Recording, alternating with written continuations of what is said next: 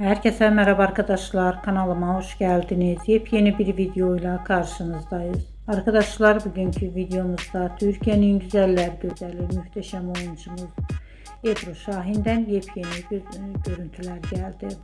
Güzeller güzeli Ebru Şahin'in tatilden olan muhteşem rengarenk yepyeni görüntülerini sizler için YouTube kanalımda video halinde sunuyorum.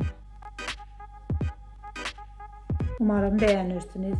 Arkadaşlar, videomu beğendiyseniz kanalımı izlemeyi ve bildirim butonuna basmayı unutmayın.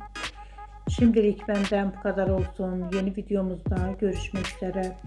Hoşça kalın, sağlıklı kalın. Umarım videomu sonuna kadar izleyeceksiniz ve beğeneceksiniz. İyi seyirler arkadaşlar. Ebru Şahin'e dair video, haber ve fotoğrafları görmek ve bulmak istiyorsanız kanalımı izlemeyi sakın unutmayın.